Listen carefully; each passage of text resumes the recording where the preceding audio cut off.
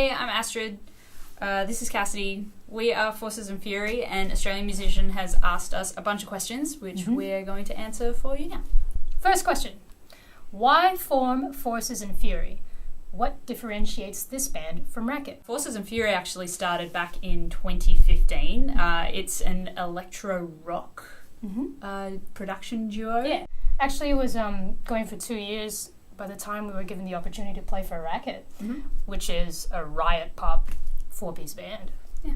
How did you come up with a band name, and were there many reject names? I don't think there were any rejects. It was kind of we just decided on the spot, right? Forces had to do with you being a drummer. Fury had to do with me being a furious person, as well as a very passionate person. What's the vision for this project, and do you see it as a long-term project? Yes, we absolutely see it as a long-term project. And the vision is that we just want to create music that we love, and we want to collaborate with people that inspire us. Who are some of the more electronic musical influences for both of you that led you down the Forces and Fury road? Okay, we've got a few. Massive Attack, Portishead, Bjork, FKA Twigs, Imogen Heap, Broods, Banks, and many more. Do you see it as a live act?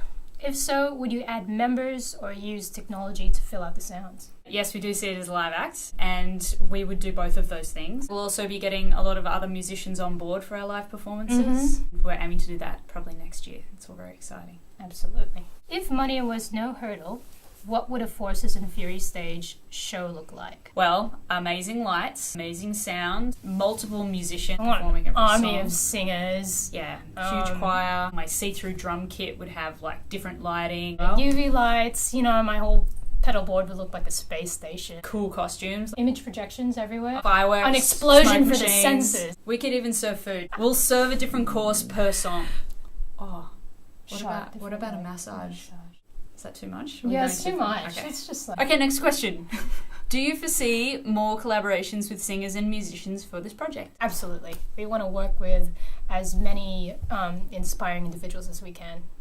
What is Stormy Weather about lyrically? To us, it was about toxic relationships and I guess the process of navigating your way outside of that. Tell me about the writing and construction of the single. How did you build it up in the studio? So this one started the way that a lot of our songs start. Starts with a bit of a loop, some kind of body percussion that maybe we've put a bunch of different effects on. We put some chords over the top of it. I think we took that away and then we applied a poem that we'd written.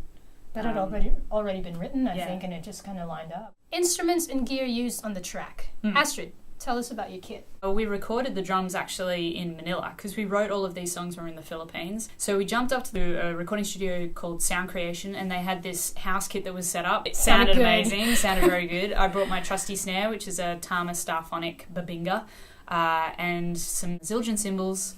We just laid those drums down. We used electronic drums as well. In Stormy Weather, there's a real pulsing sub that just goes through. It's like 4 to the floor that I would have gotten from Battery, which is in the Native Instruments package. Yeah, we use a lot of Foley that we fuck around with in Guitar Rig. Literally, we just mess the sounds up as best as we can, and that's actually the bit that usually inspires a song.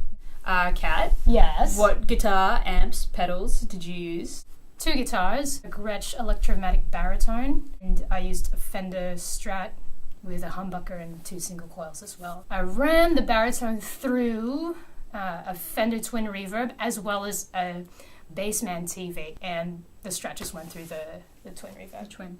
Yeah. What pedals were you using? We used a Moore Hustle Drive, and I think there was a bit of Boss BF3 flange on it. And a Moore Shimver, yeah.